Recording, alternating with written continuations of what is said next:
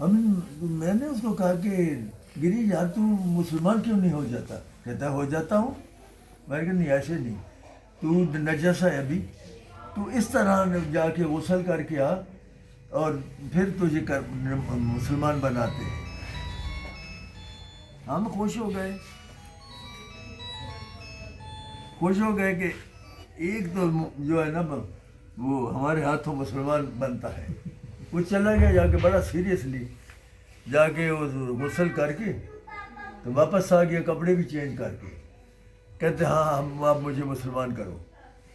ہم نے اس کو کہا کہ چلو پہلا کلمہ پڑھا اس نے، ہم نے اس کو دوسرا کلمہ پڑھایا، پھر اس کو تیسرا کلمہ پڑھایا، چوتھا پانچواں چھٹا وہ خود پڑھ گیا۔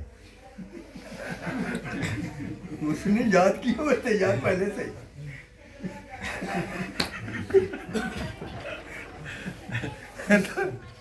انہیں نماز بھی سنا دی۔ کہنے لگے ایسے نہیں ہوتا، ایسے مسلمان نہیں ہوتا، میرے حساب سے تو تم سارے گری ہو۔ کہتے میرے اور تمہاری شکل میں کوئی فرق ہے؟ ہم نے کہا نہیں۔ کہتے میرے اور تمہارے کوئی اس میں طور طریقے میں، صبح صبح میں بھی اٹھتا تولیہ ادھر، ہاتھ میں برش، اور جا کے برش کیا اور اس کا نہا دھو کے تو پھر اس کے بعد کنٹین پر آ گئے، ناشتہ کیا یا ادھر میس میں، پھر جو کتابیں میں نے پڑھی وہی تم پڑھتے ہو، جا کے پھر چلے گئے کلاسوں میں، کلاسیں پڑھ کے واپس آئے تو پھر لنچ وہی کھانا جو میں کھاتا ہوں وہی تم کھاتے ہو، شام کو کوئی ادھر کینٹین پر یا کسی ہوٹل پر کوئی گانا مانا سن لیا، وہی تم بھی وہی سنتے ہو میں بھی وہی سنتا ہوں۔ رات کو پھر بیٹھ جاتے ہیں ڈیسک پر وہ کتابیں پڑھنے کے لیے، پھر اس کے بعد کھانا کھایا پھر سو گئے۔ کوئی روٹین میں تمہارے میرے میں فرق نہیں ہے، کوئی کھانے پینے میں فرق نہیں ہے، کوئی وہ ایکٹیویٹی میں فرق نہیں ہے۔ تو ہم سارے جو ہے ایک ہی جیسے ہیں، اس کو آپ جو کہہ لیں، میرے حساب سے تو ہم سارے گری ہیں۔ بڑے شرمندہ ہوئے ہم یاد کی، ہم تو اس کو مسلمان بنا رہے تھے یہ ہم سب یہ سارا کچھ پڑھ بھی گیا، اور وہ کہتا ہے یہ تو میں نے پہلے سے رٹے ہوئے ہیں، مجھے یہ ایسے نہیں مسلمان ہوتا۔ اب میں نے کہا یار یہ کچھ تو ہم اس سے اختلاف کریں، پھر ہم ادھر تو تبلیغی جماعت سامنے تھی، ہم پھر تبلیغی جماعت میں گھس گئے۔ پھر اس کے بعد سے روزے لگانے، یہ وہاب صاحب ہمارے ساتھ جب پرائیویٹ جاتا ہوتا تھا 4 سال اس کے ساتھ، پھر اس نے کہا تب وہ چلہ بھی لگاؤ، پھر چلہ لگایا، چھٹیاں جب آئیں گرمیوں کی 2-3 مہینے کی تو اس میں پھر ہم نے چلہ بھی لگا لیا۔ اس کے بعد پھر میں نے ان کو دیکھا اندر باہر سارے یہ تو بڑے جو ہے نا غلط لوگ ہیں، میں کدھر پھنس گیا ہوں، کہتے کچھ ہے کرتے کچھ ہے، بڑے کال فیل میں تضاد ہے، پھر ان کو چھوڑ دیا۔ یہ ابھی بھی اس کے پیچھے ڈیتھ ہوئی تو میں گیا اس کے خیال میں، ویسے ہی چونکہ روح سے کلام ہوتی ہے تو میں نے عبدالوہاب صاحب سے پوچھا کہ آپ کیا حال ہے؟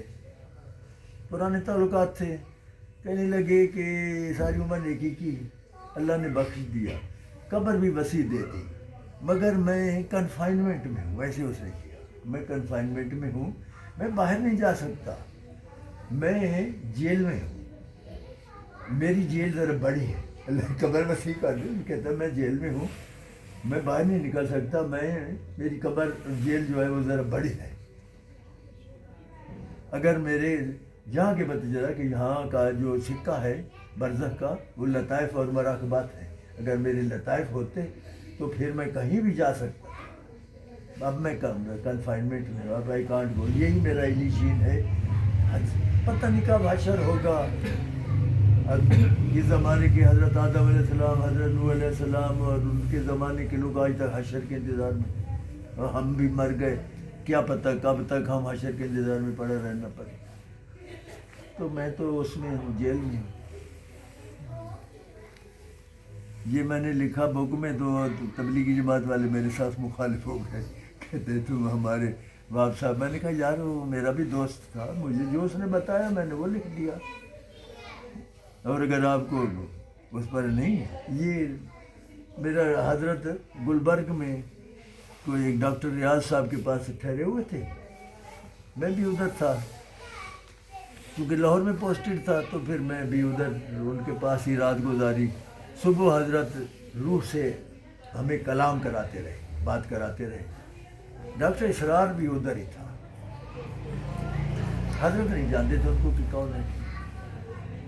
مجھے کوئی لے کے گیا تھا 2-3 دفعہ گول مسجد کی کہیں، وہ کچھ درس مت دیتا تھا۔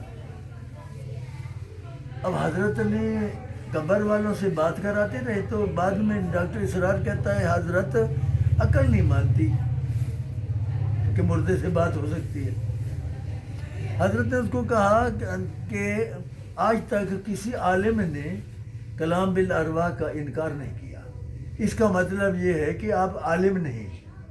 ان ادر ورڈ، یہ تو مہذب طریقہ ہے نا بات کرنے کا۔ اس کو اگر دوبارہ کہیں کہ اس کا مطلب یہ ہے، عالم کا اپوزٹ کیا ہوتا ہے؟ جاہل۔ اس کا مطلب آپ جاہل ہیں۔ پھر میں بول گیا، میں نے کہا حضرت یہ ڈاکٹر اسرار ہے۔ حضرت نے کہا کہ ڈاکٹر صاحب کوئی فرشتے سے پوچھے کہ شادی بڑی مزے کی چیز ہے تو اس کو کیا پتا۔ 2 صورتیں ہیں، یا آپ ہمیں معتبر سمجھیں کہ جو ہم جو یہ کر رہے ہیں اس پر اعتبار کریں، یا پھر آپ خود آ جائیں میرے پاس 6 مہینے کے اندر اگر میں نے کسی بھی قبر والے سے آپ کی بات نہ کرائی تو جو جھوٹے کی سزا وہ میری سزا، مگر آئیں جو ہے نا خلوص سے، ایسے امتحان لینے کے لیے، ٹیسٹ لینے کے لیے نہ آئے۔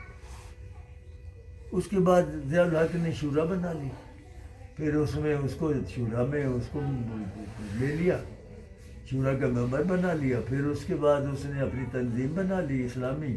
پھر اس کے بعد پھر پتہ نہیں کیا سے کیا ہو گیا، پھر وہ آیا ہی نہیں حضرت کے پاس۔ تو وہ تو اس کا قائل نہیں ہے ہم حیات کا۔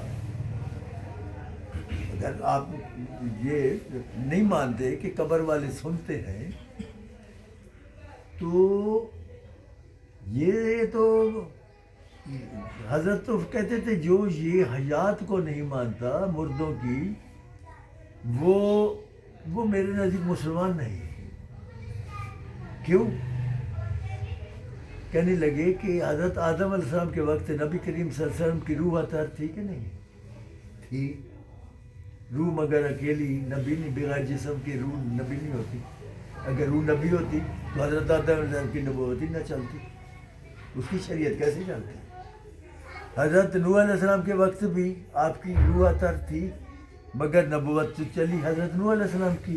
اسی طرح حضرت موسیٰ علیہ السلام کے زمانے میں آپ کی روح اطہر موجود تھی، مگر نبوت تو حضرت موسیٰ علیہ السلام ان کی چلی۔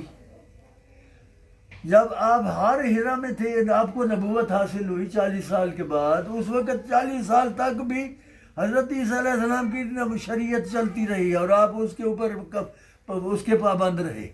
آپ کے والدین کا نکاح بھی حضرت عیسیٰ علیہ السلام کی شریعت کے مطابق پڑھایا گیا۔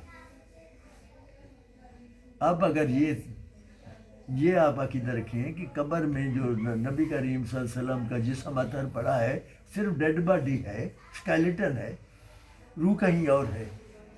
جسم کے بغیر روح نبی نہیں، اور روح کے بغیر جسم حیات نہیں۔ جسم سے روح نکل جاتی ہے تو جسم تو مردہ ہو جاتا ہے۔ اس کا مطلب ہے روضہ اطہر میں پڑا ہوا جسم نبی نہیں، جو روح ہے، جو جہاں پر یہ لیجین اور ویئر تو وہ بھی نبی نہیں۔ یہ کفر نہیں تو پھر کیا ہے؟ پھر اس کا مطلب ختم نبوت پر آپ کا اعتبار نہیں ہے، پھر تو کسی نبی کے اوپر یقین، کیونکہ کیا مطلب نبی تو رہنا ہے۔ تو اس کا مطلب یہ ہے دوسرے لفظوں میں کہ آپ ختم نبوت پر آپ کا اعتبار نہیں کر رہا، آپ حیات نہیں مانتے۔ تو اس لیے تو آپ کو جہاں قبرستان سے گزرتے ہیں تو حکم ہے کہ ان کو السلام علیکم یا اہل القبور آپ سلام ڈالیں۔ کبھی آپ نے درختوں کو کہا السلام علیکم یا شجر، کبھی پتھروں سے گزرتے ہیں تو کبھی کہا ہے کہ السلام علیکم یا حجر؟ نہیں، کہ پتہ ہے کہ وہ حیات نہیں۔ تو مگر جو مردوں کو آپ کہتے ہیں قبر والوں کے السلام علیکم یا اہل القبور، اے قبر والوں السلام علیکم۔ حضرت کہتے ہیں جو حیات نہیں مانتا وہ اس کو میں مسلمان نہیں سمجھتا۔ حیات نہیں مانتے آپ نبی کریم صلی اللہ علیہ وسلم کی، تو پھر نبوت سے خطرے میں پڑ جاتی ہے. یہ اختلافی مسئلہ نہیں حضرت فرماتے یہ بہت آپ کو محتاط رہنا چاہیے کہ کبھی یہ لوگ مولوی جو ہے نا اس کو تو قرآن کی تفہیم نہیں ہے.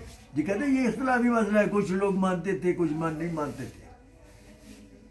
حضرت کہتے ہیں نا بالکل غلط, سب مانتے تھے. اب یہ ادھر آ کے کوئی دو فرقے بن گئے پیٹ کی خاطر, یہ آدھے اس کو جو ہے لتاڑتے ہیں آدھے اس کو لتاڑتے ہیں. اور ہمارا مذہب بھی مولوی تک محدود ہو گیا ہے.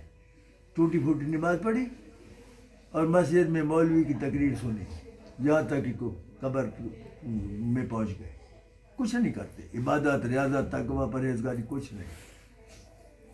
بس مولوی نے اپنے ایسے حصار میں ہمیں گرفتار کیا ہوا ہے کہ ٹوٹی پھوٹی نماز پڑھ لیں اور مولوی کی تقریر سن لیں. یہ مذہب ہے. تو بھی میری بہن یا پھر آپ بتائیں کہ مذہب کوئی اور بھی ہے, کیونکہ آج کل یہی مذہب بن رہ گیا ہے. آج ادھر مولوی کا اعلان ہو رہا ہے, کل ادھر ہو رہا ہے.